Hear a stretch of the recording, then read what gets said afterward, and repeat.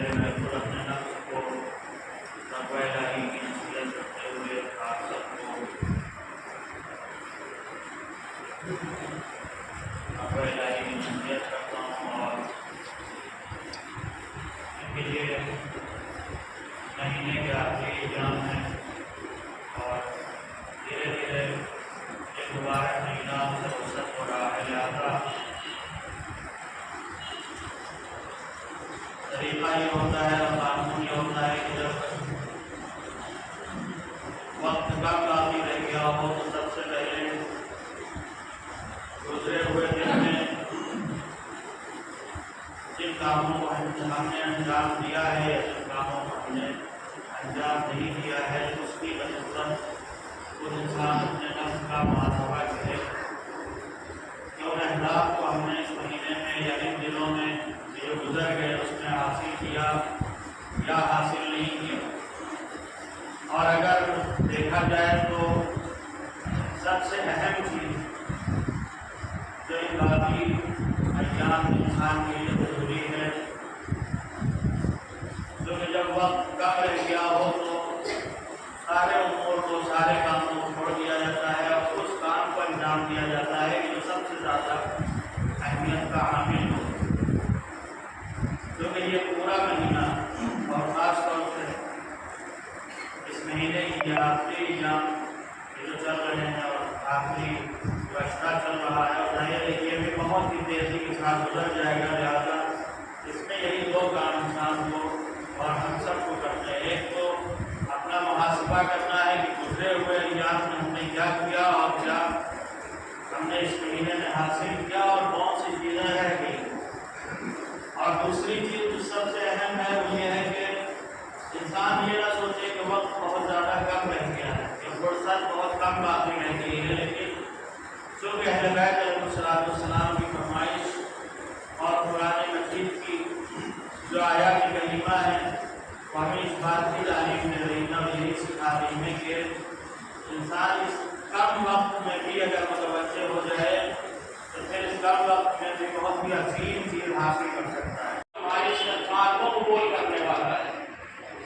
یعنی اللہ کی طرف سے اگر توفیق نہ ہوگی تو پھر انسان توبہ نہیں کر سکتا ہے۔ زیادہ فخر کا مقام نہیں ہے کہ انسان نے توبہ کر لی، انسان نے استغفار کر لی، اس لیے کہ بغیر توفیق کے یہ کام انسان نہیں کر سکتا۔ اور اس کے بعد اگر توبہ کر بھی لی انسان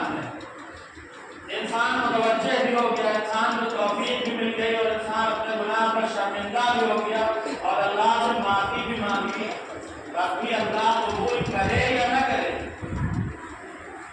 تو اگر اللہ نے ہماری توبہ قبول کر لیا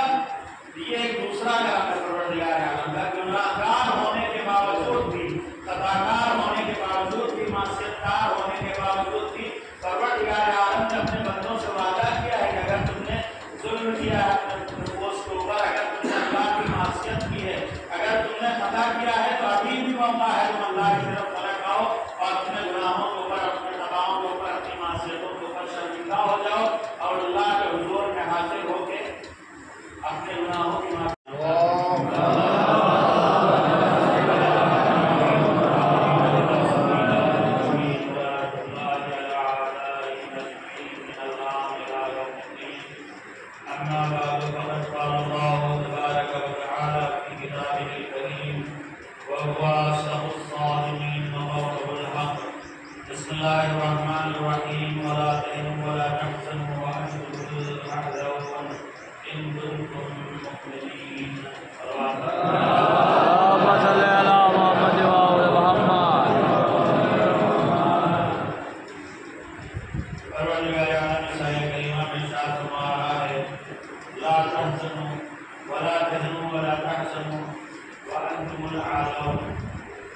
مومنین کو مخاطب کرے۔ پروردگار عالم یہ حکم دے رہا ہے کہ گھبرانے کی ضرورت نہیں ہے، پریشان ہونے کی ضرورت نہیں ہے